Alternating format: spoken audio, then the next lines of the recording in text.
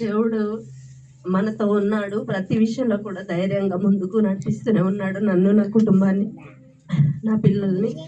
అయితే దేవుడు పిలుపుకి ఎవరైనా అతీతం కాదు కాబట్టి దేవుడు మా కుటుంబానికి ఆదరణ దయచేస్తూ ముందుకు నడిపిస్తున్నాడు. ఇంకా అమ్మ అంటే మామూలుగా లోకానుసారంగా సామెత ఉంది కదా, దేవుడు అన్ని చోట్ల ఉండలేక తనని సృష్టిస్తాడని. కానీ మనము దేవుల్లో ఉన్నాం కనుక తల్లి విడిచిన తండ్రి విడిచిన మరవని దేవుడు మాతో, మా కుటుంబంతో ఉన్నాడు. దేవుడికి వందనాలు చెల్లించుకుంటున్నాను. ఇంకా అమ్మ అంటే ఇంకా ఎంత చెప్పినా ఏం చెప్పినా తక్కువే. ఇంకా మాకైతే మగపిల్లలు లేరు, మేము ముగ్గురం ఆడపిల్లలమే. నేను పెద్ద అమ్మాయిని, తర్వాత 2 చెల్లెళ్ళు. ఇంకా అమ్మ నాన్న ఇద్దరు కూడా ఆ టైంలో అయినా సరే వాళ్ళు ఎట్లా అంటే బాగా ఒక మెచ్యూర్డ్ మైండ్తో ఉండేవాళ్ళు. ఇంకొకటి ఏంటంటే ఫస్ట్ రోల్ మోడల్స్ అంటే మన పేరెంట్సే కదా. మనం పుట్టిన తర్వాత అసలు ఎట్లా అనేది వాళ్ళ నుంచి మొట్టమొదటిగా మేము నేర్చుకున్నది దేవుళ్ళు ఎలా జీవించాలి, ఎట్లా ప్రార్థన అనేది నేర్పించారు. మా నాన్నగారు అయితే అసలు అందరికంటే ముందు ఆయన లేచి దేవుడి ఫోటో దగ్గరికి వెళ్ళి ప్రేయర్ చేసుకొని బైబుల్ చదువుకునేవారు. ఆయనకట్లా నాన్నకి అసలు మొదటి నుంచి అదే అలవాటు. అయితే నాన్నకి ఇంట్లో ఒక ఫోటో ఫ్రేమ్ కట్టించుకొని ఉన్నారు మన యేసు ప్రభుది. అది ఎక్కడదంటే నాన్న ఎక్కడో చిన్న చిన్న కాంట్రాక్ట్ వర్క్ చేయించేవాళ్ళు. ఎవరో ఆ ఫోటో తమిళనాడులో విసిరేశారంట. అది నాన్న ఇంటికి తీసుకొచ్చి ఫ్రేమ్ కట్టించి ఆ ఫోటోతో ఆయన ప్రేయర్ ఎట్లా అనేది నాన్న ప్రేయరే నాన్న. ఇంకా అమ్మ కూడా అమ్మ కంటే ముందు కూడా అమ్మమ్మ గురించి కూడా చెప్పాలి. మా అమ్మమ్మ పేరు వచ్చి దీవెనమ్మ. అమ్మమ్మ అసలు ఆమె కూడా ప్రార్థన పర్రాలే. ఆ విధంగానే మీ అమ్మ వాళ్ళకు కూడా ప్రార్థన నేర్పించింది. నాకు తెలిసిన విషయం ఏంటంటే అమ్మమ్మ కూడా చివరి గడియల్లో ఉన్నప్పుడు ఆమె లాస్ట్ ప్రేయరే విన్నారట. ఇంకా ఆమె ప్రాణం పోతుంది అని ఇంకా మనవాళ్ళని మనవరాళ్ళని పిల్లల్ని దీవించని ఆమె ప్రార్థన చేస్తారంట అమ్మమ్మ కూడా. అయితే మా పెద్దమ్మ మీ అందరికీ తెలుసు, కోటమ్మ గారు అసలు ఎవరు అంటే మా అమ్మమ్మ వాళ్ళ అక్క కూతురు ఆమె.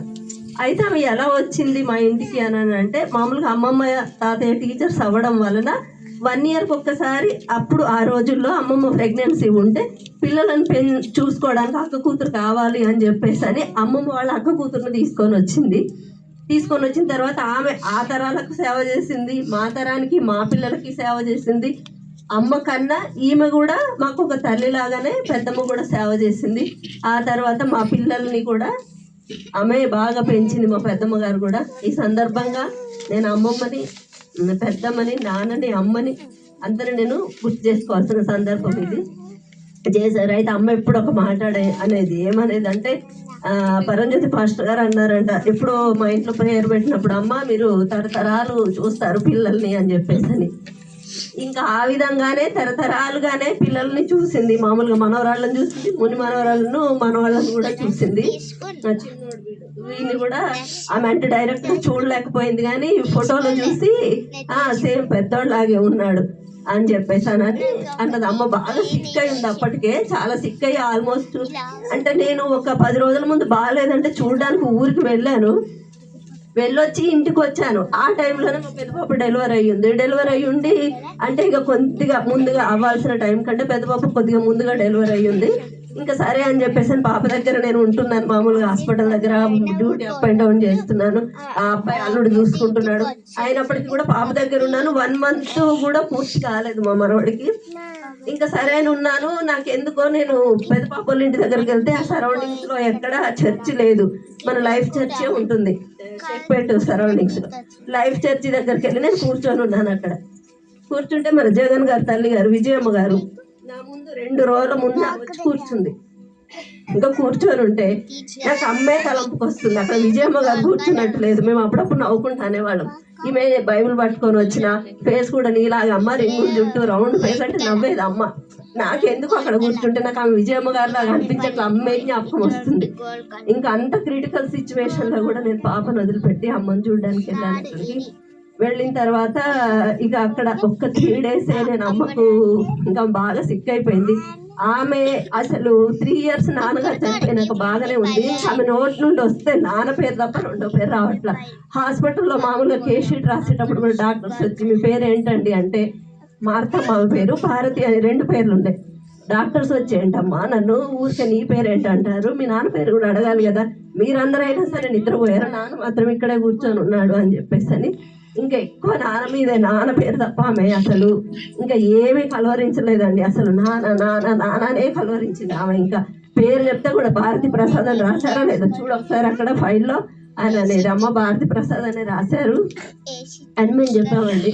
ఇంకా నాన్న కూర్చున్నాడు అని ఎక్కువ అసలు మేము మర్చిపోయింది అనుకున్నాము. అప్పటికే నాన్న చనిపోయి 3 years అవుతుంది. బాగానే ఒక 1 yearలో అయితే లేచి మార్నింగ్ ప్రేయర్ చేసుకోవడము, బైబుల్ చదువుకోవడము కూర్చొని ఉందండి. మేము అసలు ఇంకా మర్చిపోయిందిలే అని మేము అనుకున్నాం, కానీ మైండ్ అంతా అక్కడే ఉందన్నమాట. నాన్న ఫోటోకే చేతులు పెట్టుకొని ఫొటోస్ కూడా దిగేదావా.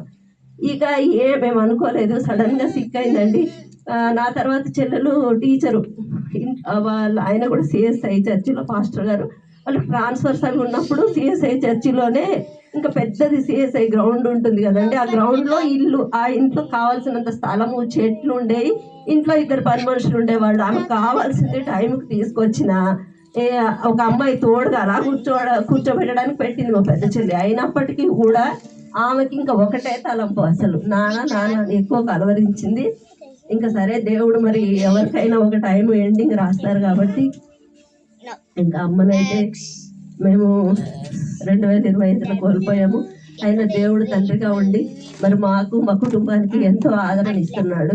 మరి మమ్మల్ని, మా పిల్లల్ని, మా కుటుంబాలను కూడా మరి మీరు జ్ఞాపకం చేసుకొని ఇంకా మాకు ఆదరణ కలగాలని ప్రార్థించండి. ఆ విధంగానే ఇంకా కూడా మరి బాబులు మ్యారేజ్కున్నాడు, వాడు మ్యారేజ్ కూడా మంచి అమ్మాయితో అవ్వాలని ప్రేయర్ చేయండి.